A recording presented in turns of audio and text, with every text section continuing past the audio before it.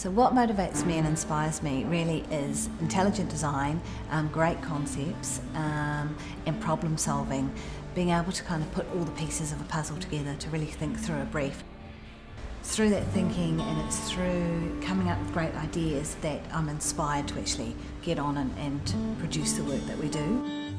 Also, collaboration is very inspirational, and so as a team we're often talking and discussing ideas. Getting onto a computer is probably the least inspiring thing.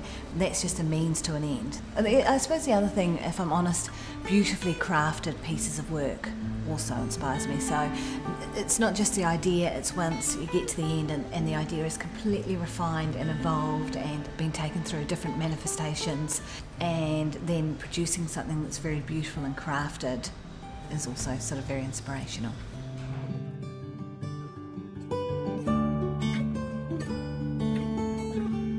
We've worked with this client for nearly 7 years. And every 2 months we produce an exhibition for this client, and every time we sort of put together an exhibition we have a meeting with the client and a new body of curators. So the client's always the same and the curators always change and always different.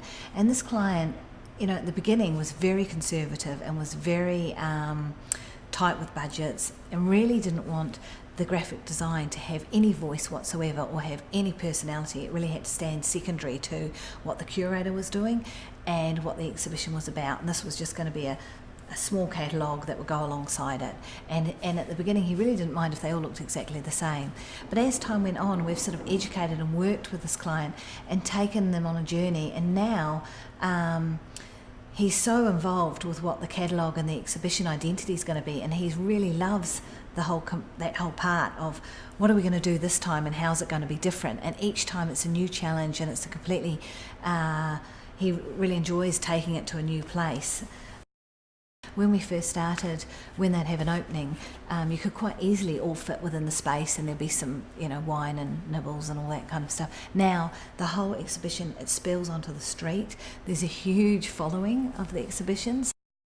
And the following is not just because of the content, it's the graphic design and the way it's being communicated. People are really enjoying the way that we interpret that information and how far those concepts can be taken right the way through the exhibition. So there is a huge following, and now because of the lengths that we've gone to as designers, better curators have come on board.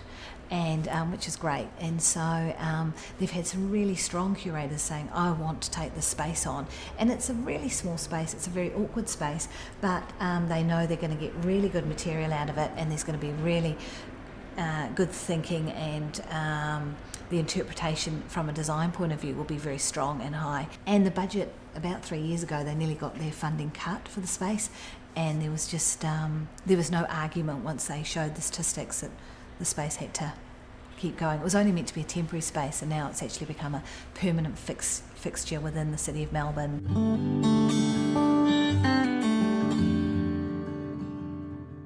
Again, it's listening and designers being able to visualise what the problem is. So as a designer, we have very good visualisation skills, and we need to be able to use those, not just when we're presenting to clients, but when we're actually visualising a problem.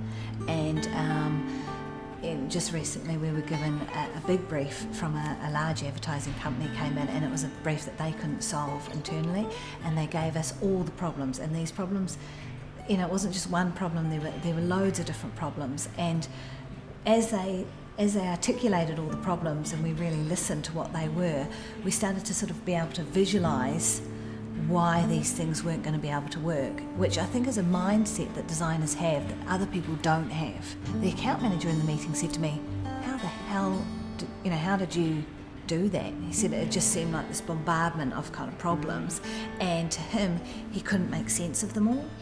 And I think as designers, that's one of the things that we do really well, is actually use that visualisation to see where the problems are, where the holes are, and be able to kind of work with that. It's not just about what we produce at the end on the computer. computer and how we present that in. It's how we actually take the information that's given and how we decipher that, and how we're able to kind of really understand a client and be sensitive to what a client's needs are. I never stop at the end of the day. I end up sort of going to the supermarket or watering the garden or whatever I might be doing, and those ideas are always being mulled over until you sort of come up with something that you think, yeah, no, that's going to work. And quite often it might be the first idea, but you have to really understand when you're producing something that might be quite complex and there might be different audiences, you need to allow that time in your head to kind of make sure that gestation time, to make sure that is going to be able to communicate to all of those various audiences, or that idea will work for that, vast range of mediums that it might need to go on. So there is a lot of thinking that goes on sort of off the computer and outside of kind of traditional work hours. You're often always thinking and generating ideas. Those things don't stop.